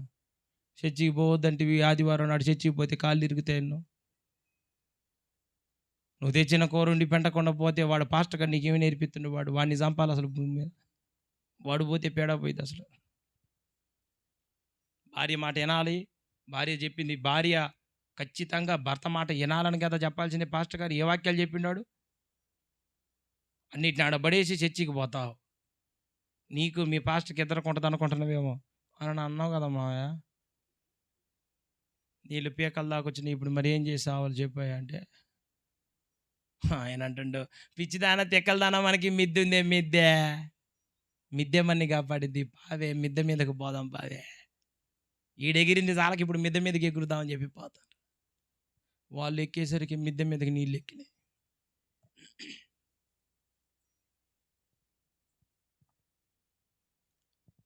దేవుడు ఆకాశపు తూములను విప్పాడు. భయంకరమైన దారతో నీళ్లు పడుతున్నాయి. మాచర్ల పక్కనే నాగార్జున సాగర్ డ్యామ్ ఉంది. ఇప్పుడు గేట్లు ఎత్తారు. ఆ గేట్ల నుంచి నీళ్లు అక్కడ ఎత్తితే రాత్రి మేము పండుకుంటే మాచర్ల కినపడుతుంది. ఆడాడు ఇప్పితే అవి మహా అంటే ఎంత ఎత్తు ఉంటుంది? ఒక 20 అడుగులు ఉంటుంది, ఒక 50 అడుగులు వేసుకో వాటి ఎత్తు. ఆకాశం నుంచి పడుతున్న వాటర్ ఫాల్స్ మామూలు ఎంజాయ్మెంట్ కాదు. ఆ నుంచి దార పడుతుంటే ఒక్కొక్కటి తలకాయలు పుచ్చకాయలు పగిలినట్టు పగులుతున్నాయి. రక్తం ఏరులై పారుతుంది. కళ్ళ ముందే భార్య, కళ్ళ ముందే భర్త, కళ్ళ ముందే పిల్లలు, కళ్ళ ముందే తల్లిదండ్రులు కొట్టుకొని పోతున్నారు. ఇప్పటిదాకా ఏమైనా కేకలేసిండ్రు? ఓరి పిచ్చోడా, ఓరి తెలి తక్కువడా, ఓరి దద్దమ్మ, ఆనందాలంటే తెలియడే, ఇదిరా ఆనందం, అది కాదురా. ప్రార్థన చేస్తే ఏమొచ్చింది? పరిచితంగా బతికితే ఏమొచ్చింది? సినిమాలు చూడాలా, షికార్లు చేయాలా, ఏదో ఆదివారం చర్చికి పోవాలయా, క్రైస్తవులం కాబట్టి, యేసుప్రభుని తెలుసుకున్నాం కాబట్టి, ఊకే పొద్దాకల పరిశుద్ధత, ప్రార్థన, ప్రతిష్ఠ, సమర్పణ, త్యాగం ఏంది అన్నీ అని మాట్లాడిన వీళ్ళే ఇప్పుడు నోవహుకెళ్ళి చేతులు చాపి కేకలేస్తున్న కేక, ఓ నోవా, నా కళ్ళ ముందే నా భార్య కొట్టుకొని పోతుందయ్యా, మా అమ్మ కొట్టుకొని పోతుందయ్యా, అదిగో నా పిల్లలు, అప్పుడే పుట్టిన పిల్లల శరీరాలు ఆ దారకి గుజ్జు అయిపోయి కొట్టుకొని పోతున్నాయ్యా, అయ్యా మేము చచ్చిపోతున్నాం, దయచేసి తలుపుది నోవా, తలుపుది నోవా, తలుపుది నోవా, నీ మాట వినలేదు నిజమే, నువ్వు చెప్పిన మాట మేము లక్ష్య పెట్టలేదు నిజమే, మా పద్ధతులు మార్చుకోలేదు నిజమే, తప్పు చేసామని ఒప్పుకుంటున్నావు కదా, ఒక్కసారి అవకాశం ఇవ్వచ్చు కదయ్యా, నోవా తలుపుది నోవా. ఎన్ని కేకలేసి, ఎన్ని అరుపులేసి, ఎంత బతివిలాడినా లోపట నుండి నోవహు వాళ్ళతో మాట్లాడుతున్న మాట, తలుపులు తీయాలన్న ఆలోచన నాకుంది కానీ తాళ్ళపు చెవులు నా దగ్గర. దేవుడు ఆ ఓడకి తాళాలేసాడు. ఈ రాత్రి మిమ్మల్ని అందరూ నేను సవినయంగా కోరుకునేది ఒకటే, అందరం చచ్చిపోయేవాళ్ళం. మరలా గుర్తు పెట్టుకొని మీరు అందరం చచ్చిపోతాం. ఇక్కడ ఎవరం ఈ భూమి మీద ఉన్నాం. రేపు అందరం ఆయన న్యాయపీఠం ఎదుట నిలవబడాలి. ఆయన రాజ్యానికి మనందరం పాత్రులంగా మార్చబడాలి. ఇక్కడ బతికితే 60, 70, అధికమైన ఎడల 80, కానీ అక్కడ యుగములో యేసుతో కూడా మనము ఈ లోకాన్ని జయిస్తే ఆయనతో కలిసి ఏలుబడి చేయబోతున్నా. ఒక శ్రేష్టమైన జీవితం ఉందక్క. చెల్లి, తమ్ముడు, నువ్వు పాపాన్ని విడిచిపెట్టగలిగితే ఆనందం, సంతోషం, సమస్తం, సకలం పాపంలో ఏమీ లేదు. పాపం చేస్తే చేసినంతసేపు, సినిమా చూస్తే చూసినంతసేపు, తిండి తింటే తిన్నంతసేపు, తాగితే తాగినంతసేపు. కానీ యేసయ్యలో ఉన్న ఆనందం నిత్యమైనలో ఉన్నవాడు ఆనందంగా ఉంటాడు. వాడికి ఇల్లు లేకపోవచ్చు, వాకిలు లేకపోవచ్చు, ఆరోగ్యం లేకపోవచ్చు, అంతస్తు లేకపోవచ్చు, వాడు అగ్నిగుండములో కూడా ఆనందించగలిగిన వ్యక్తిగా మార్చబడతాడు. ఈ ఆనందం ఎప్పటికీ ఆరిపోదు. నిజమైన ఆనందం యేసయ్యలో ఉంది. ఈ ఆనందం అనుభవించుట కొరకే దేవుని పిల్లలు చేయవలసిన కార్యం పేరుకు బాప్తిస్మాలు తీసుకోవడం కాదు, పేరుకు మందిరానికి రావడం కాదు, పేరుకి బైబిల్ పట్టుకోవడం కాదు. బ్రతుకు మారాలి, సర్ప సంతానంగా ఉండకూడదు. జ్యేష్ఠుల సహవాసంలోనికి మనందరము నడిపించబడిన బిడ్డలముగా మిగిలిపోదముగాక. హల్లెలూయా అని చెబుదాం అందరం గట్టిగా. మన పద్ధతులను, మన ఉద్దేశములను, మన క్రియలను, మన ఆలోచనలను సమస్తమును వాక్యానికి అనుగుణంగా మార్చుకొనకపోతే, నేను మీ అందరికీ చెబుతున్నాను, గుర్తుంచుకోండి, నేను మరలా చెబుతున్నాను, మనసులో పెట్టుకోండి. ఆ దినాన నువ్వు ఎన్ని కేకలేసినా, ఎన్ని అరుపులేసినా, ధనవంతుడు బతికినంత వరకు ఇష్టానుసారంగా బతికి, తనకు నచ్చినట్టుగా బతికి, నచ్చినట్టు దాగి, నచ్చినట్టు గుండి, నచ్చినట్టు గుడ్డలు కట్టుకొని చచ్చిపోయిన తర్వాత కేకలేసిండు. ఊరు మొత్తం ఒక దగ్గరికి అయ్యేటట్టు. తండ్రివైన అబ్రహామా, పడేసిన కేక, అరిసిన అరుపుకి, ఎంత కేకలేసి ఎంత అరిసిన వాడి ప్రార్థనకి, వాడి అరుపుకి దేవుడేమి జవాబు ఇయ్యలేదు. నేను ఒక మాట మీ అందరికీ చెప్పదలుచుకున్నాను. ప్రాణం పోయిన తర్వాత, నీ ప్రాణం నరకానికి అప్పగింపబడిన తర్వాత నువ్వేసే కేకలకు ప్రయోజనం ఉండదు. కేక వేయాలనిపిస్తే అదిగో ఆ సిలువలో దొంగ చివరిసారైనా, నా తండ్రి నీ రాజ్యముతో కూడా వచ్చినప్పుడు నన్ను జ్ఞాపకం చేసుకో. వాడికి కూడా మారాలనిపించింది. కొద్దిసేపటికి వాడికి మోకాళ్ళ వరకు నరికేస్తారు గొడ్డలతోనే, రక్తం అంతా కారిపోయి చచ్చిపోతాడు వాడు. అసలైతే ఏమడగాల? మీరు నేను ఆ దొంగోడి స్థానంలో ఉంటే మీరు నేను ఏమడుగుతాం? అయ్యా మేము బతికేటట్టు చూడు నాయన, నీకు దండం పెడతామంట. కానీ వాడేమన్నాడు? నేను బతకటం కాదు, నాకు నీ రాజ్యం కావాలి. వాక్యం వింటున్నావు, నువ్వు మందిరానికి వచ్చావు, నువ్వు దేవుని రాజ్యాన్ని గురించి నా ఆలోచన ఉందా? దేవుని రాజ్యం కోసం బ్రతకాలన్న ఉద్దేశాలు ఉన్నాయా? ఒక 3 విషయాలు చెప్పి నా మాటలు ముగిస్తాను. నేను మిమ్మల్ని ఎక్కువసేపు ఇబ్బంది పెట్టను. కొంచెం సమయాన్ని కొంచెం ఈ పూట నాకు ఇవ్వండి. వారిని పట్టుకొని ఏ మాట మాట్లాడుతున్నాడు చెప్పండి. బాప్తిస్మం ఇచ్చే యోహాను, కొంచెం గట్టిగా చెప్పరా అందరూ. సర్ప సంతానం అనండి, కొంచెం గట్టిగా చెప్పరా. ఎందుకు నీ సర్ప సంతానం అన్నాడో 3 విషయాలు చెప్తా. 1, సర్పము ప్రమాదకరమైనది అనండి అందరూ. సర్పం ఏం చేసేది చెప్పండి? అందరిని కాటేయటమే, అది చంపేసేది అంతే. అది బతకదు, బతికే వాళ్ళని. నేను ఒక మాట మిమ్మల్ని అంట, నువ్వు నీ భార్యకి, నువ్వు నీ భర్తకి, నువ్వు నీ పిల్లలకి, నువ్వు పోతున్న సంఘానికి, మీ పాస్టర్ గారికి నువ్వు ఎట్లాంటి మనిషివి? కాటేసే మనిషివేనా? వాక్యం తెలుసు, బైబిల్ వాక్యానుసారంగా బతకాలని తెలుసు, దేవుని బిడ్డమని తెలుసు, అన్నీ ఓకే. నీ ద్వారా ప్రమాదం జరుగుతుందా, ప్రయోజనం జరుగుతుందా? నువ్వు ప్రమాదకరమైన వ్యక్తివా, ప్రయోజనకరమైన వ్యక్తివా? పూర్వము హింసకుడను, దూషకుడను, అదెప్పుడు?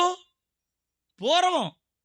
కానీ ఇప్పుడు నా మటుకైతే క్రీస్తే, ఇక నువ్వు జీవించువాడను నేను కాను, క్రీస్తే నా యందు జీవిస్తాను. అయినను ఏవేవి నాకు లాభకరములై ఉన్నవో వాటన్నిటిని క్రీస్తు నిమిత్తం సమస్తమును పెంటతో సమానముగా. ఒకప్పుడు ఎవరు, ఇప్పుడెవరు? ఒకప్పుడు ఆయన చేసిందేంటి, ఇప్పుడు చేస్తుంది ఏంటి? ఒకప్పుడు మనం ఎవరం, ఇప్పుడు ఎవరం? ఇంతకుముందు కొంచెం దుర్మార్గులు, ఇప్పుడు పరమ దుర్మార్గులు. ఇంతకుముందు యేసుప్రభువు నమ్ముకోనప్పుడు దుర్మార్గతే, ఇప్పటికి ఇంకా దుర్మార్గత పోలే. మీరు ప్రసంగం అయిపోయిన తర్వాత అందరు తల ఒక దెబ్బ కొట్టినా పర్వాలేదు, కానీ మీరు బతుకులు మార్చుకోకపోతే పరలోకం పోరు. ఈపు చింతపండు అయింది ఒక్కొక్కళ్ళకి. దేవుడు వదిలిపెట్టాడు అనుకుంటారేమో.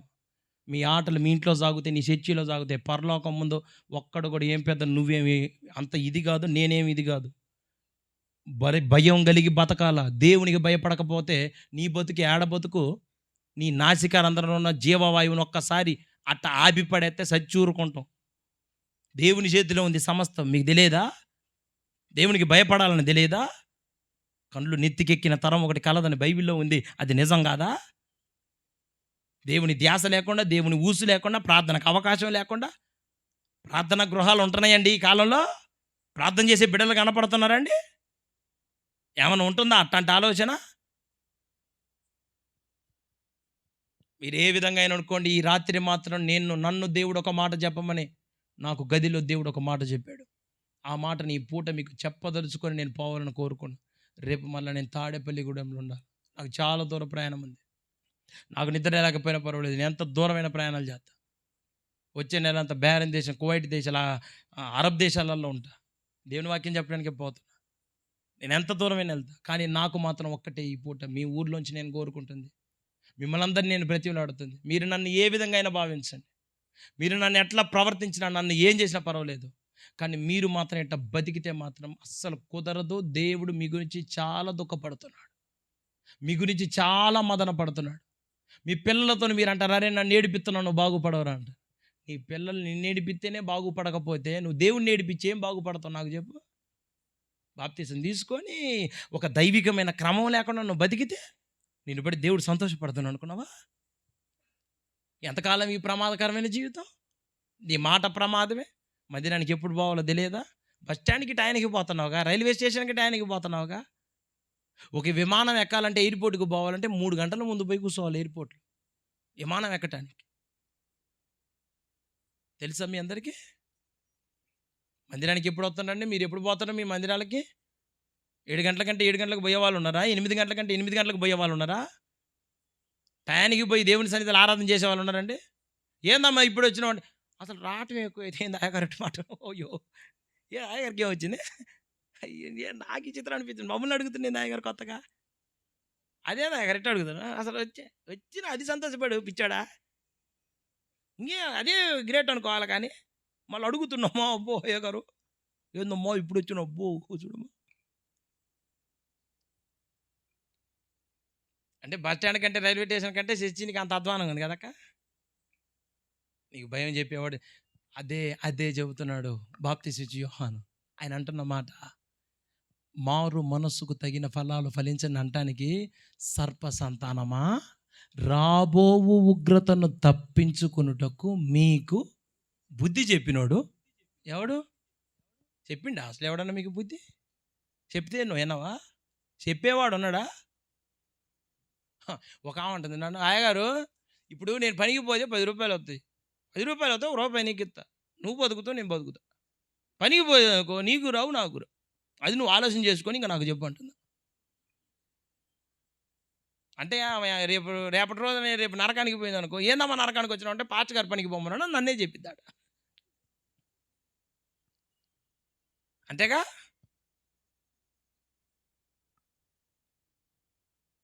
కరోనా వచ్చినప్పుడు ఏ పళ్ళకి పోయినరమ్మా అందరిని ఎవరినో ఎక్కడ వాళ్ళని అక్కడ చేతులు కాళ్ళు కట్టేసి ఇంట్లో కూర్చోబెట్టలే. రోగం పని చేసుకోకపోతే ఎట్టండి పాస్టర్ గారండి? బైబిల్లో పని చేయొద్దని చెప్పారా? పని చేస్తే తప్పండి. 6 రోజులు చేయి, మిగతా రోజు విశ్రాంతి దినం. ఎవరిది అది? అది దేవుని దినమా? పశువులకు గడ్డి కూడా వేయకూడదని ఉంది కదా. నువ్వే పశువు కంటే అధ్వానంగా మేస్తున్నావు ఆ రోజు. మళ్ళీ అంటే సప్పిడి కోసం 1/4 కిలో కూర తిని వచ్చే వాళ్ళు ఉన్నారు. మళ్ళీ అంటే మళ్ళీ అందరు కోపాలి. ఆ రోజు నువ్వు కూర ఉండటం ఏంటి, నువ్వు వంట చేయటం ఏంది? రోగాలు అన్నీ చూస్తున్నాయి, రకరకాల రోగాలు, జ్వరము, జలుబు, దగ్గు. అసలు రోగం ఇంతకుముందు అందరికీ తెలిసిన రోగాలు ఇప్పుడు నాకు వచ్చి చెబుతుంటారు. నేను మల్టీ స్పెషాలిటీ హాస్పిటల్ డాక్టర్ గారి లాగా, రెక్కల్లో నొప్పి, డొక్కల్లో నొప్పి, ఇటు నొప్పి, అటురాళ్ళు ఇటురాళ్ళు, వాటి పేర్లు చెబితే అసలు వాటి పేర్లు కూడా అర్థం కాదు నాకు. అయ్యా ఏదో చెప్పింది నాయన, ఆ రోగం పోవాలని ప్రార్థన చేస్తాను నేను. రకరకాల తెగులు ఏమన్నా చూస్తున్నాయి ఇవన్నీ. ప్రతిమిలాడి చాలా చాలా దిగులుతో ఈ మాటలు మీతో పంచుకుంటున్నా. ప్రమాదకరంగా ఎవరు ఉండమాకండి. నువ్వు మందిరానికి లేటుగా రావటం ప్రమాదం, వాక్యానుసారంగా నడవకపోవటం ప్రమాదం. నీ పద్ధతులు మార్చుకోకపోవటం ప్రమాదం. సంఘానికి మాదిరికరంగా ఉండకపోవటం ప్రమాదం. సంఘములో నీ పెత్తనాలు, సంఘములో నీ మెహర్బాని, సంఘములో నువ్వు కనపడాలి అనుకునేది ప్రమాదం. మనం ఇక్కడ ఎవ్వరం కనపడకూడదు. దేవుడు ఒక్కడు కనపరచబడితే అదే చాలు. ఆయన ఒక్కడే మహిమపరచబడునుగాక. ఆయన ఒక్కడే ఘనతకు అర్హుడు, పాత్రుడు, యోగ్యుడు. మనమెవరం? ఆయన మహిమను మనం ఎవరం దొంగిలించకుండా ఉందుముగాక. హల్లెలూయా అని చెబుదాం అందరం గట్టిగా. మనం ఎట్లా ఉండకూడదు? మొట్టమొదటి మాట చెప్పండి నాకు. ప్రమాదకరముగా ఉండకూడదు అనండి. మీ పక్కన చెప్పండి, ప్రమాదకరంగా ఉండమాకని చెప్పండి. తప్పేం కాదు. అక్కడ పోయిన తర్వాత సందు టర్నింగ్ దగ్గర నేను తన్నర్లే. మీరు అనేది బూతు మాట ఏం కాదులే. చెప్పండి ఏంటిది? ప్రమాదకరం ఉండొద్దు. నా మాట అట్టు ఉండొద్దు, నా పద్ధతులు అట్టు ఉండకూడదు, నా విధానాలు అట్టకూడదు, నా రాక అట్టు ఉండకూడదు. ఇగో ఆమె టయానికి రాదు, వచ్చి ఆమె రానియదు. ఈ 2 గిన్నెలు దోమత్తా అని ఆమెను కూడా నిలబెట్టింది. నువ్వు నాశనమే, సర్వనాశనం చేయి ఇంకొకరిని. నువ్వు రాకపోతే పోయేదాన్ని పోనీ రాదు. నువ్వు చెయ్యవు, చేసేవాళ్ళని చెయ్యి. నువ్వు రావు, వచ్చేవాళ్ళని ఇయ్యవు, ఇచ్చేవాళ్ళని. ఏందమ్మా నీకేం పని లేదా? తొందరగా తగలబడతావు చేతికి. అంత తొందరగా రాకపోతే ఏమైందమ్మా? నువ్వు చేయబట్టి మమ్మల్ని తిట్టిపోసుకుంటుండు పాస్టర్. ఏందో ఆరిపోతున్నట్టు పోయిద్దక్క. ఇంటి నిండా కష్టాలు, తెప్పల్లో, బాధలు, ఒక పక్కన ఎరగెరగేస్తున్నా కానీ బుద్ధి జ్ఞానం లేనే లేదు మనిషికి. ఏమో మరి ఏం మాట్లాడుకుంటున్నారు, ఎట్టుంటున్నారు నాకు తెలియదు మీ ముచ్చట్లని. కానీ మీ ఇష్టం, జాగ్రత్త పడకపోతే చాలా నష్టపోతారు, ఇబ్బందులు పడతారు. మీ క్షేమం కోసం నన్ను దేవుడు పంపాడు, చెప్పమన్నాడు, చెప్పిపోతున్నా. ఎంటరా ఎనరా నువ్వు అంతే. పోజులు ఇది చూడండి, ఫోటో స్టూడియోలో పోజులు కొడితే ఫోటోలు బాగా వస్తాయి. ఇటు తిరుగు, ఇట్లండి, ఎడక ఇటు చెప్పు, ఇట్లా పోజులు అడియాలా? ఫోటో చూడు. ఏడిచ్చినా అనుకో ప్రేమలు కట్టిస్తాడు దేవుడు అందరికి. ప్రేమలు ఎవరికి కట్టిస్తారు? ఇంకా అది లోతైన అంశం. ఇంటికి పోయిన తర్వాత ధ్యానం చేయండి. మైకులు నేనే ఆడ చెప్పాలి. నేను మీ అందరికీ చెప్పగలిగిన మొట్టమొదటి మాట ఎట్టుండకూడదు మనం చెప్పండి అందరూ. చెప్పండి అమ్మా. ఎట్టుండాలా? ప్రయోజనకరముగా అనండి. నాలోని పనికిరాని తీగలను ఆయన తీసి, అంతే. పనికొత్తే ఉంచుతాడు, పనికిరాని తీగలను ఏం చేస్తాడు? పారేస్తాడు. ఫలించు ప్రతి తీగ మరి ఎక్కువగా ఫలించవలనని దానిలోని పనికిరాని తీగలను ఆయన తీసేస్తాడు. అవన్నిటిని అగ్నిలో కాల్చేస్తాడు. ఆ అగ్నే నిత్య నరకం. ఒక ఉంటుంది అయ్యగా నరకం అంటే ఎట్లా ఉంటుంది? ఒక ముక్కలో చెప్పి అయ్యగా ఉంటుంది. ఆమెకు 10 నిమిషాలు వాక్యం చెబుతే ఓపిక లేదు ఆమెకి. ఒక్క ముక్కలో చెప్పాలి. ఇప్పుడు నేను నా గ్యాస్ వెలిగించి చెయ్యిది మాకని చెప్పి, ఆడ నువ్వు ఇక్కడ చెయ్యి ఒకటే గాలింది, అక్కడ మొత్తం ఊళ్ళో అంతా గాలిద్దామా అని చెప్పి. ఇంక అంతకంటే నేనేం చెప్పాలా? అంటే మీరు నరకాన్ని చాలా తక్కువ అంచనా వేస్తున్నారు. ఒకసారి ఎప్పుడన్నా మీరు పోలీసు వాళ్ళతో దండించుకున్నారా? ఒకసారి దండించుకోండి. దండించుకున్న తర్వాత అప్పుడు దేవుడు అంతే ఎట్టుంటుందో కొంచెం ఆలోచించాడు. వామ్మ వీడు మనిషి అయ్యింది ఏ రకంగా, ఒరే ఏం పుట్టింది రా రకంగా నేను ఊళ్ళో అంతా గొల్ల అయింది, అమ్మ రేపు దేవుడు ఎట్ట కొడతారా అని ఆయన కనీసం ఆలోచన వచ్చింది. దేవుని దెబ్బ ఆకాశమైన సింహాసనం అంట. ఆడ కూర్చుంటే కాళ్ళు ఏడకొచ్చినాయి అంట, చేతులు ఎట్టిపోయినాయో. తీసుకొని వస్తాడు ఒకసారి నీకోసం. లేవను కూడా లేవు, కానరాను కూడా కానరాం. ఏడదంతే బంగ్లాదేశ్లో పడతాం మనం. అర్థమవుతుందా? దేవునితో మాట్లాడద్దు. నేను చాలా సీరియస్గా చెబుతున్నా, కడుపులో బాధతో చెప్తున్నా, కడుపులో వేదనతో చెప్తున్నా, హృదయంలో కుమిలిపోయి చెప్తున్నా. దేవుడిని ఇంకా దుఃఖ పెడుతున్నారని చాలా కృంగిపోయి చెప్తున్నా. నేనేం ఆశించి రాలేదు, కేవలం మీ గురించి నేను ఇంత ప్రయాసపడవచ్చు. ఈ పూట నేను మీ అందరికీ చెప్పగలిగిన మాట, ప్రమాదక్రముగా మనం ఎవరు ఉండకుందుమగాక. వాక్యం విన్నాం, మారు మనసు పొందు. మారు మనసు పొంది కూడా పాపం చేసిన వాళ్ళు లేరా ఊర్లో? దేవుని పిల్లలు లేరండి? బాప్తీసం తీసుకొని కూడా ఇప్పటికీ తాగుడులో ఉన్నోళ్ళు లేరా? అని నేను ఒక పాట రాసిన, మారు మనసు పొందుట ఒక నిమిషమే. ఎంత బాప్తీసం తీసుకుంటే ఎంతసేపు అక్క? నిమిషమే. తండ్రి యొక్క కుమారుని యొక్క పరిశుద్ధ ఎంతసేపు పట్టింది? నిమిషం. మారు మనసు పొందుట ఒక నిమిషమే, క్రీస్తు పోలిక జీవితాంతము, యేసువలెను మారుటయే అంతము. నీకై వేదన, ఆ సిలువ వేదన కలిగి ఉన్న దైవం చూడు. ఇకనైన వీడుమా ఈ లోక స్నేహము, ఈ రక్షణకై యేసుని చూడు. మారు మనసు పొందుట ఒక నిమిషమే, క్రీస్తు పోలిక జీవితాంతము. మారు మనసు పొందుట ఒక నిమిషమే. అల్లెలు చెప్పండి అందరూ, కొంచెం బిగ్గరగా చెబుదాం. ఎంతసేపు మారు మనసు పొందే? ఎంతసేపు? మరి క్రీస్తు పోలిక జీవితాంతం అనండి. మారు మనసు పొందటం నిమిషం, క్రీస్తు పోలిక జీవితకాలం అంతా పట్టేది. ఆయన వలె మారటానికి, ఆయన వలె చూడటానికి, ఆయన వలె నడవటానికి, ఆయన వలె ప్రవర్తించటానికి దేవుడు అటువంటి మనస్సును దేవుడు మనందరికి ఇచ్చును గాక. స్తోత్రం అని చెబుదాం గట్టిగా, హల్లెలూయా. 2, పాముకి చెవులుండవు. పాముకి ఉండవు. వారు వినుట మటుకు విందురు గాని గ్రహించనే. రెండవది, పాములో ఉన్న రెండవ గుణం, ఎంత చెప్పినా లోబడే మనసు అస్సలు. అబ్రహామా, నీవు లేచి నీ దేశము నుండి, నీ బంధువుల యొద్ద నుండి, నీ తండ్రి ఇంటి నుండి బయలుదేరి నేను నీకు చూపించు దేశమునకు వెళ్ళు. నిన్ను గొప్ప జనముగా చేసి నిన్ను ఆశీర్వదించి నీ నామాన్ని గొప్ప చేస్తా, నీవు ఆశీర్వాదంగా ఉంటావు. ఇది దేవుడు మాట్లాడిన మాట. అవునా? అబ్రహాము ఈ మాటకు లోబట్టడానికి ఎంత టైం తీసుకున్నాడు? ఎన్ని సంవత్సరాలు పట్టింది? ఎన్ని నెలలు పట్టింది? ఎన్ని ప్రసంగాలు విన్నాడు? ఈ మాట మాట్లాడిన తర్వాత, ఈ మాట విన్న తర్వాత ఇంకా ఎన్నెళ్ళు తీసుకున్నాడు? వెంటనే అనండి. వెంటనే దేవుని మాటకు లోబడినందుకు అబ్రహామును విశ్వాసులందరికీ ఆశీర్వదించాడా దేవుడు? నీవు ఆశీర్వాదముగా ఉంటావు అనే ఆ వాగ్దానం అబ్రహాము జీవితంలో ఖచ్చితంగా దేవుడు నెరవేర్చి కూర్చోబెట్టాడు. దానికి కారణం ఏంటి? అబ్రహాము దేవుని మాటకి ఒక్క మాటకే లోబడ్డాడు అనండి. ఒక్కసారికే లోబడ్డాడు అనండి. ఒక్క ప్రసంగానికే జీవితాన్ని మార్చుకున్నాడు అనండి. ఇంకా తర్వాత మళ్ళీ పదే సార్లు ఏం చెప్పించుకోలేదుగా. అవునా? మీరు ఎన్ని ప్రసంగాలు విన్నారు? చాలా అయ్యారు. నువ్వు అసలు బైబిల్ పట్టుకున్నావు లేదు, అసలు పుట్టినవో లేదో. అప్పటి నుంచి అంటున్నావు అయ్యారు మేమా, నీకు తెలియదు మా గురించి అసలు నీ సంగతి. అప్పటి నుంచి అంటున్నావు వాక్యాలు. మంచిదే, వాక్యం వింటాం తప్పేమి కాదు. మరి ఇప్పుడు మారుతావు? ఎన్ని ప్రసంగాలకి మారుతావు?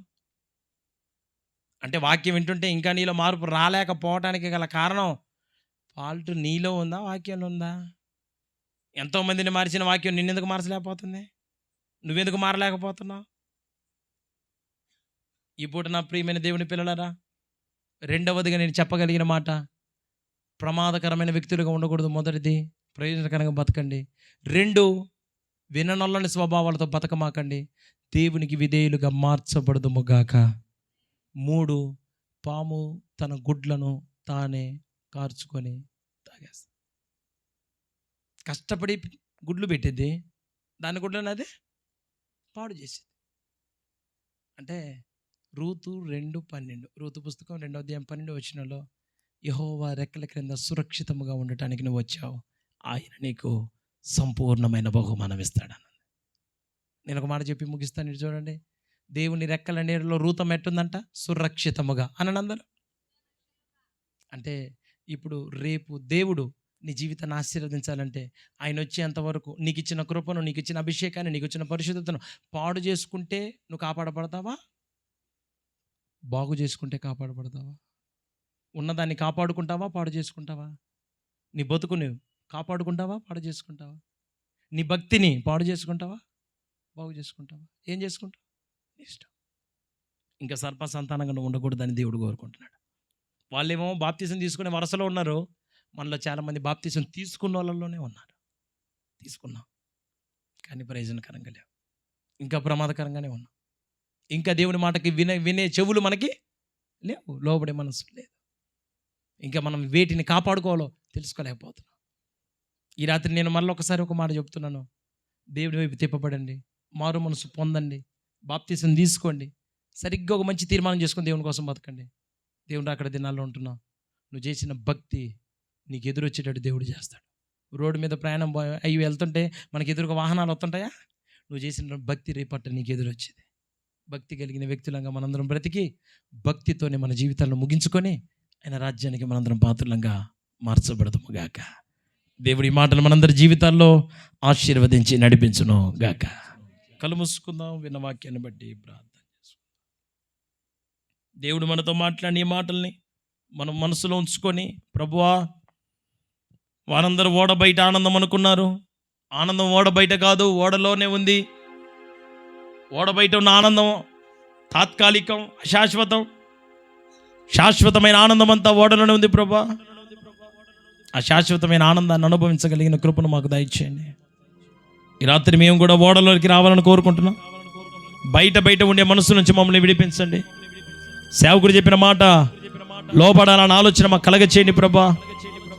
పాపములో, లోకములో, దుర్మార్గతలు ఏమీ లేదని మేము తెలుసుకొని ప్రమాదకరమైన వ్యక్తులమగే